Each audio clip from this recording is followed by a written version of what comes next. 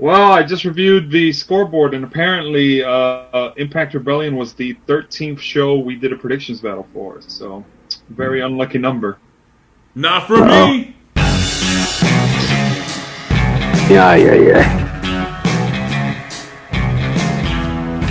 Welcome to TFS Pod, always known as The Few Show Podcast. It is 24/7 Lou, and that's Rick Hard, wondering why I always come in second place. and that's The one-man band. I think instead I'm just going to send Jason out there, so Friday the 13th machete your ass. oh my God. Yeah. Sorry. 13th prediction. Yes, folks, welcome to TFS Pod. And let me tell you something, folks, from the highest mountain to the lowest valleys and everywhere in between. We are the beast of the East, the best in the West. You are listening to TFS Pod. In this episode, we will be talking about Impact Wrestling pay-per-view Rebellion. Yeah, and as you can tell, the one-man band didn't have a great night. Yep. No. We'll get into that in a minute there. But before we get to that, the one-man band, give us that line that everybody loves. Rick Hard, get the scoreboard. Oh, I'm liking this theme. All right, folks.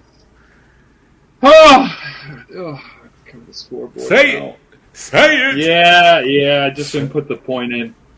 In first place, with a wider lead now, is 24/7 Lou with 8 points on the board. 8 points, yes. 1, 2, 3, 4, 5, 6, 7, 8. In second place, and I still can't believe I'm saying this, is J Few with 4 points on the board. Wow. Yeah. Wow. He's holding that spot for a while there, fellas. Yeah. It's been over a month. They grow up so fast. They do, don't they? And tied for third is myself and the one-man band with 3 points apiece. All right. Yeah. Followed by, close behind, the randomizer at 2 points. And then we've got, rounding out the bottom, Big Al with his 1 point. And everyone else is at 0. Including Bogey. That's the scoreboard. Back to you, Lou. Yes. Wow. Look at that scoreboard. Wow. 13th prediction show we've done this year. It's amazing. Wow. The year's going by quickly, fellas. They are. I've been here 2 years with you guys now. Yeah. Look at that. Look how time is flying by. Yeah. And TFS Pod will be hitting its 3-year anniversary sometime in October. oh wow, really? Wow. Yep. Amazing. Yeah, we're all getting older, and somehow Lou is still champ. Yeah, go figure. My God. What's going on here? All right, yes, folks. In this episode, we will be talking about Impact Rebellion 2022. It was an exciting one. They held it in Poughkeepsie, New York, on the 23rd of April. And let's get to it quickly. What was the first match we had there? We had, I think for the pre-show, we had Chris Bay versus Eddie Edwards, which that was a change there in that one. Yeah, that was a change. It was supposed to be Jonathan Gresham. Not the author. Yeah, not the author, but, The it's kind of weird that he missed it. Ring of Honor champ, by the way. Yes. Yeah, they did a change, and it did not play in the favor of At all. the one-man band there, who was the only person to pick Jonathan Gresham. So by the rules of the prediction scoreboard, when one competitor gets replaced, that replacement takes the place of the pick. And Chris Bay did not live up to the competitor he was replacing. Nope, he did not. And that one went the way of Eddie Edwards winning that match in the pre-show. It was fun to watch it, and I know that I did share the link with you guys. I know you guys were in other different situations, but I did share the link. I don't know if you guys had a chance to check it out. They had it on YouTube there. But yeah, that was our first match, and then we went into the show's start. because I don't remember this being the pre-show, but they had the Influence versus Inspiration. Yeah, it's marked as the pre-show, but it ended up, thankfully, not being the pre-show. Yeah. I don't like championship matches being in the pre-show. That's sad. That's really sad. Like, your championship is not worth that much. Yeah, we'll put it in a pre-show. That's almost an insult, I guess, to the competitors in there. But yeah, the Influence won that one. And the Influence retained, and unfortunately, the Inspiration is parting ways with Impact Wrestling. Or in general, they're retiring. Yeah, apparently they're stepping away from in-ring competition, which is incredibly surprising and kind of caught us off guard. I am very, very saddened. Apparently they're making it big in OnlyFans. But well, that's what I'm going to say. I mean, it's good news. What are you talking about, saddened? Why are you saddened? I'd rather they be making. I'd be rather they. I can't say that on a podcast, actually. I was gonna say I would rather they were making parting ways to go into new fields and X videos, but no. I want to see more content for OnlyFans. What are you talking about? But yeah, what a surprise! I mean, there's got to be something else around the corner that they have to be working on, or something else, because they were out of wrestling for a while and then they came back. And then now they're leaving. So yeah, very short tenure in Impact. Yeah. They barely made it to a year, did they? Or no, they did not make it to a year. I was going to say this is barely half a year, I would say. Oh wow! I think they got there in November, give or take. Did they? Could have sworn they would have been earlier than that. Yeah. November, October. It wasn't that long by my recollection. I may be off. You know what? If you're listening, leave a comment as to when they started. If I'm wrong, tell me I'm wrong. I'll be sure to give you a thumbs down. Don't worry. I'll give him the finger. The thumb. I'm not saying anything else. The thumb. Yeah, the thumb. So yeah, Influence retains on that one, and then we did have another match, which was the X Division Championship, I believe, right? With a surprise victory. This one, and I'm glad. Well, wait. I'm saying you're wrong. It's not X Division. Matches out of order. It's not X Division. I'm sorry about that. It's not X Division. It's just a 3-way match, but it's not X Division Championship. It's Chris Sabin versus Jay White versus Macklin. Steve Macklin. Macklin. That's the one. Yeah. Okay, you're confusing the 3-ways. There is another 3-way later on. Yeah. I'm very happy it went the way it did. I'll explain later. So was I. Huh? I was very happy the way this one went with Macklin, because I'm the only one that picked him. Mm-hmm, yeah. So it was exciting at this point. This is probably the third time Jay White disappoints me. Oh, yeah. Where I'm like, you know what? Let's just go with the household name that's supposedly white hot right now, and apparently not. So I'm gonna just stop picking Jay White. I think it's just really starting to get upsetting. Though it surely wasn't as upsetting as it was for someone else, who at this point, after 3 matches, was at 0 points on the board, and yeah, the scoreboard was reading. You had 2 points, Rick Hart. The one man had 0. I had 3. The randomizer had 3. Jay Few had 1. And main event Jeff had 1 point as well in that by this point. Yep, it's because of Eddie Edwards. Yep. Yeah. All right. So what do you guys think of that match? Enjoy it? Not enjoy it? Big surprise at the end with Steve Macklin winning it. I was surprised by Macklin winning it. I get why they went with that, because Chris Sabin and Jay White kind of cost each other the win.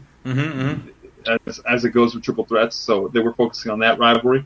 Yeah. I'd say good for Macklin though, because he kind of lost his way after that Trey Miguel rivalry. Yeah, he had a big push. He had a big push for a while. Yeah, he was undefeated. He was undefeated in singles competition, and then it went away. And Trey Miguel finally climbed that hill. So it's nice to see he's getting some momentum back. All right, and let's see where that takes him, because I know that in about 2 weeks or so, or 3 weeks, 2 weeks from now, as this recording, it's going to be Under Siege, another Steven Seagal movie title pay-per-view. Man, they must. He's gonna come out. He's gonna Aikido everybody. He's gonna just like snap everybody's neck. He's gonna be like, "What's your name again? What's your name again?"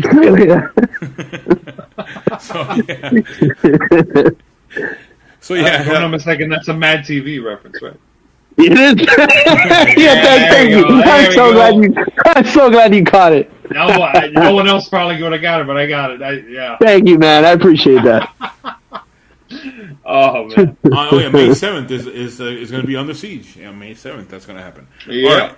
So let's go to the next matchup, which was a kind of a surprise or not. Deonna Purrazzo versus Taya Valkyrie, the returning Taya Valkyrie. So me and the one man band called it. You copied us on this, so what? Obviously you no. Either. Let me go to the scoreboard. Let me go to the scoreboard here. Let me see. No, don't go to the scoreboard. I made the prediction first. OMB was like, man, I guess he peeked at my notes, which obviously I didn't since I made the call first. But one man band was thinking along the same lines, and then Lou was like, wait a second, I better change my pick with the experts here. Negative. I had my guy tell me that was. You had your guy. Okay. All right. Who's your source? I'm not giving you my source. Is it the head of creative at Impact? No. Yeah, I'm starting to suspect it is. He's got something going on there. I get direct phone calls from Nashville. Direct phone calls. Yeah. All right, and the new champ. And wait, what championship was this? This was the AAA championship, wasn't it? Yes. AAA championship, correct. The AAA Reinas de Reinas. Reinas de Reinas championship. Champ challenge is over. Deonna Purrazzo is no longer a champ. Yeah, she's only champ. Correct. I think she has the old Ring of Honor. She's only one champ. Yeah. which I wonder how that's going to work. If you know, with Ring of Honor having a new owner and Impact, I don't know if they have any agreements. I wonder how that's going to happen. How that's going to go. I suspect she'll probably drop it before they come back soon. Aren't they said to come back in June? Something like that, yeah. That's what I heard. Okay. Because you know, one of my reasons why, if we go back to the first match we had, we were supposed to be Jonathan Gresham and Eddie Edwards, was my guy was telling me that Jonathan Gresham is going to end his partnership there with Impact and going back to Ring of Honor as champion. So he wouldn't be doing any appearances on Impact Wrestling. That's what my guys were telling me. Naturally, he goes out on the Shield, puts one of the homegrown guys over. But he didn't show up at all. So now they put Chris Bay in there, and he showed up. But so they put people over. Because my understanding was that's it. That we won't be hearing from Jonathan Gresham on Impact for anymore.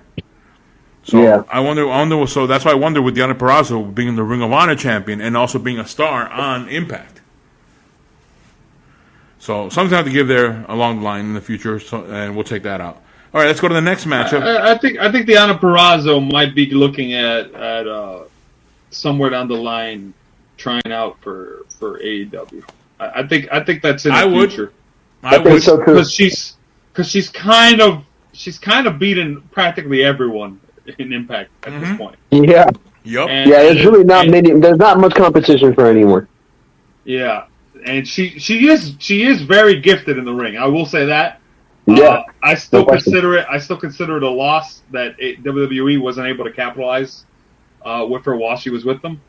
But yeah, she would find a great home in AEW, and that's probably somewhere down the line in the future. Oh man, I believe that. Deonna Purrazzo versus Britt Baker. Britt Baker.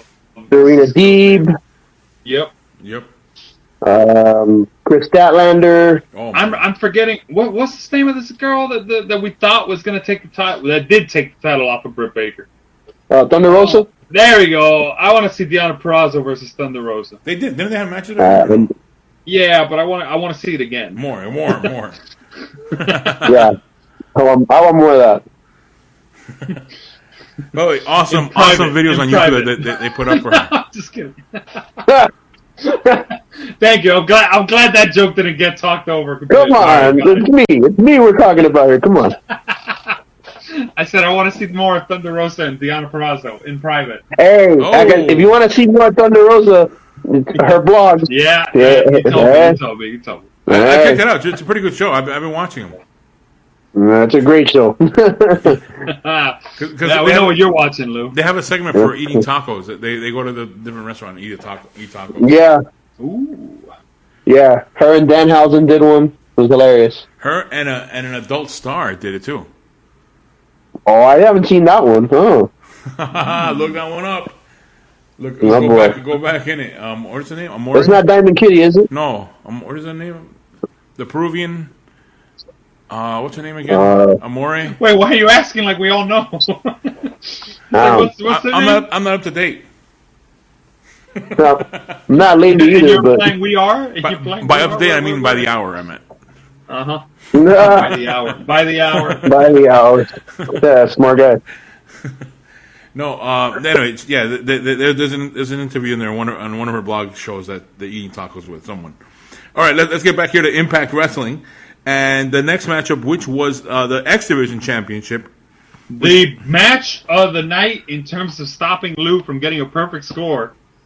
Oh, man. Thank you, Ace Austin. Man. Woo! What a save. Yeah. Which for the record, I think we would have still been able to discount it because we didn't do the TBA thing, but I'm glad there wasn't any middle ground or gray area there. Lou did not get a perfect score. Thank goodness. That would have been just like the extra jab to the face on that one. Point 8 and 9 it would have been. Oh man. Yeah. Would have could have. Yeah. Anyway, yeah, Ace Austin. We don't need you at double points before half of the year. Yeah, double-digit points before half the year. Jeez. Oh. That'd be horrible. Keep in mind, folks, the score to beat from last year, I think it was 18 points. Why am I guessing? I have the score. He's well on his way at this point. 17 points. He has to get 18 to beat this last year's score. Well, he's in good position. Yeah, there's a lot of points left on the board. I'm ahead of Flair, ahead of Cena, but I still have to chase R-Truth. That's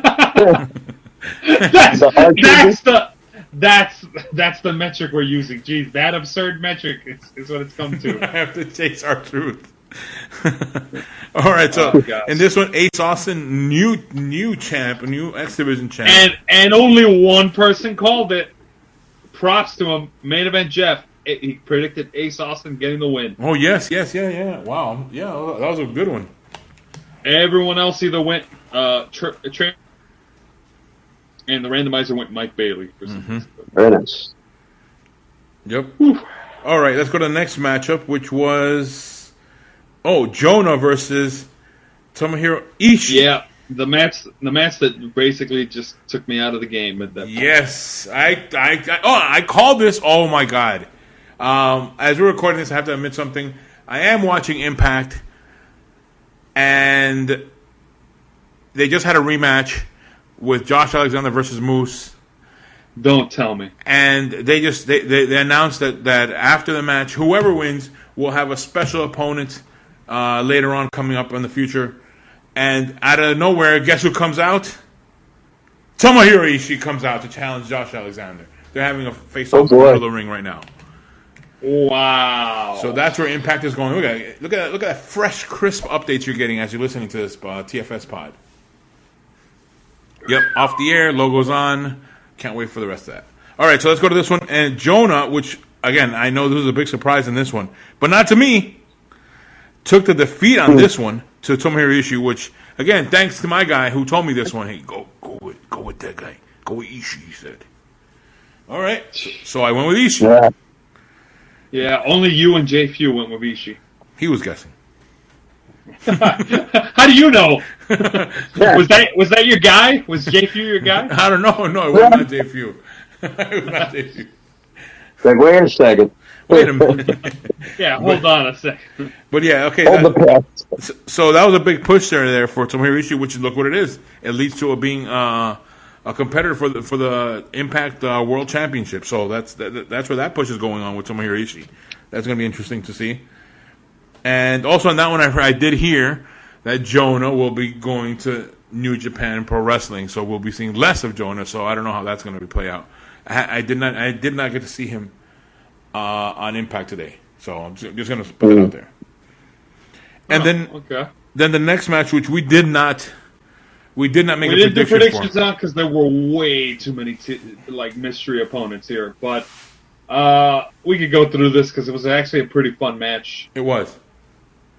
It was the eight team basically like gauntlet match style, and it started off with Brian Myers and Matt Cardona going up against W. Morrissey and your girl Lou, Jordan Grace. Yeah. Where's your line? Pin me! There it is. There it is. All right. Well, I don't know if you're watching that one. She did. They said that they talked to her backstage or whatever, and she wants to win all the championships, male or female. She doesn't care. So she's trying to do a Tessa Blanchard, but like one of those kind of pushes. To top that. Okay. Yeah, because she's been doing a lot of intergender matches lately, where she's just competing against the guys now. So that's interesting. But the odd part is she's been getting pinned by Matt Cardona many times, and I don't know about that. That's something suspicious in there. I think it just so happens to play into the Matt Cardona being a heel thing. I agree.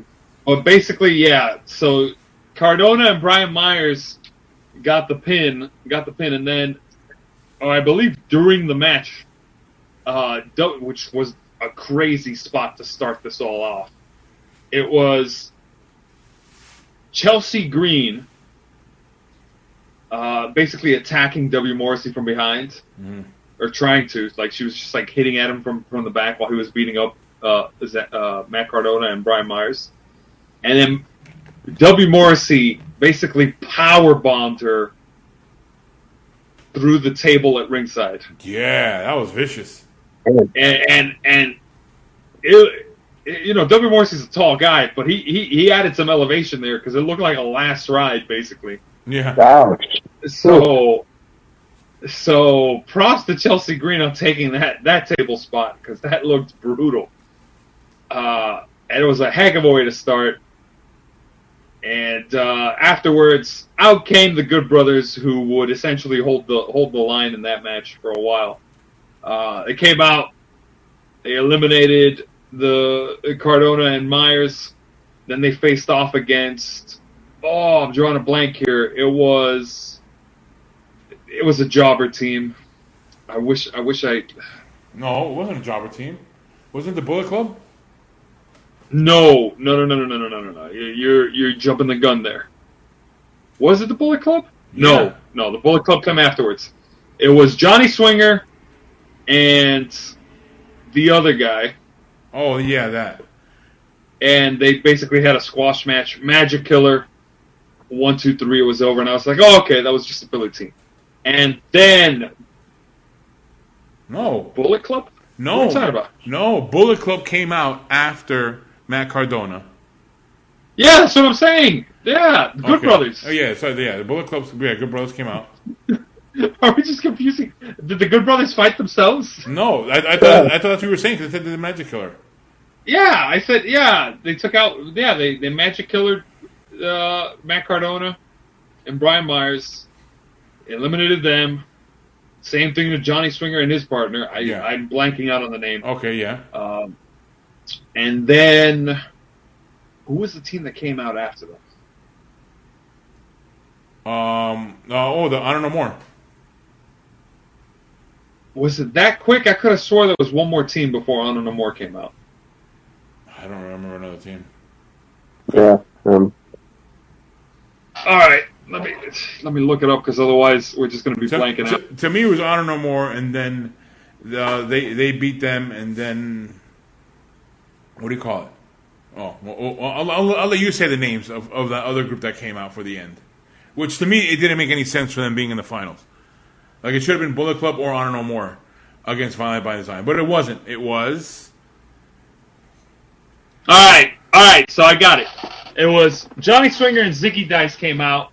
they got eliminated by the Good Brothers. And then Rich Swann and Willie Mack came out. Yes. The Good Brothers had a really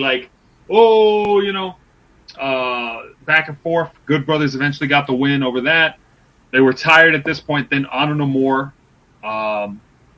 came out, and what they did was, it was supposed to be, it was Vincent coming out in the place of someone else, and then the other guy came out, attacked them from behind. Vincent was on the outside holding down, I think it was Luke Gallows or Doc Gallows, and then Carl Anderson got pinned with, if I'm not mistaken, Maria holding down his legs so that they couldn't get the pin. So Honor No More getting the steal there with some cheap shots and cheap tactics, and then the team that I was really hoping would win it, because I was like, here we go. Heath and Rhino came out. Yeah. And they beat Honor No More after a hard-fought match. And then Violent by Design came out and won the match. Which to me, it shouldn't have been Heath and Rhino at the end. Yeah, you're mistaken there, Lou. Heath and Rhino are a great tag team who still holds the 4v4 win over Violent by Design and the Good Brothers from a couple months back before Honor No More kind of stole that. Yeah, but the recent storyline was anything with Honor No More or with the Good Brothers. That's the recent story that you were working on. Yeah, so Heath and Rhino played spoiler. The reason is simple. Honor No More is a heel team. Good Brothers are a heel team. Violent by Design's a heel team. So you need a face team there at the end. Heath and Rhino. Boom. And we all know Heath and Rhino, he's a soon-to-be Impact World Champion. So right now he's just helping to carry the tag team division on his back. Oh, my God. All right, let's get back to the prediction. Let's go back to the scoreboard. So we had the next match. Yeah, next match was Tasha Steelz up against Rosemary, and this one was a what do you call it? A pots and pans special. We all picked. Tasha everybody picked Tasha Steelz. We were all right. I believe it was reported Tasha Steelz might have gotten an injury either at this match or recently. No, it was on the match that they had afterwards, which was today. Oh, the taping. Okay, the taping was the next day. But the airing was on Thursday. Oh. Yeah, that was So yeah, Tasha it's Steelz unfortunate, but yeah, Tasha Steelz got the win, retained. She had Savannah Evans at ringside. So now 12-minute match, main event, and we had the main event with the storyline that's been built for months. Yep. He came out with his wife and kid. What an adorable little chap. He had his own singlet and headgear. Yeah. Josh Alexander, and I don't know if you guys saw the link I posted in a previous chat, but at another promotion, Moose had come out and speared his wife. Ooh. I think it was GCW or something. Mm-hmm. But yeah, and when I say spear, I mean the wrestling move. That's not a euphemism for something else. Oh God. But yeah, Josh Alexander, the booking for this was very, very brutal for him. He already lost the title to Moose in front of his kid and wife several months back. Was suspended indefinitely, all that stuff. And back and forth match. If I'm not mistaken, this was not counting the tag team elimination match. This was the longest match of the night. Nearly 24 minutes. It went 23 minutes and 55 seconds. Okay. And they told a hell of a story because Moose definitely looked like he could have won at a couple points. I honestly was thinking to myself, are they really going to have Moose beat him? Obviously with the most dastardly of moves, because he was it a buckle bomb? He did something where he threw Josh Alexander face first or head first into a exposed turnbuckle pad in the middle. And this was after they did a spot where Josh Alexander had kicked out of a spear already. So then he whipped for a second spear. Josh Alexander got the knee up, which I thought was a stretch already. I was like, damn, he's already back. He's already reversing all of that.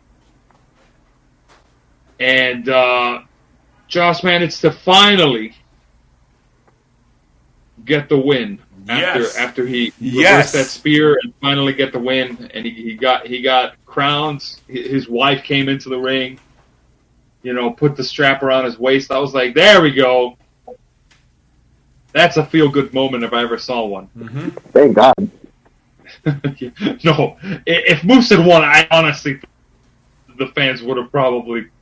He would have gotten like fans getting throwing debris into the ring heat. Like NWO formation heat? Like NWO formation to maybe ECW, everybody throws chairs into the ring. Kind of. Oh, wow. Everybody grabs their folding chair and starts throwing it into the ring like, boo! Yeah. Dang. Yeah, that would have been bad.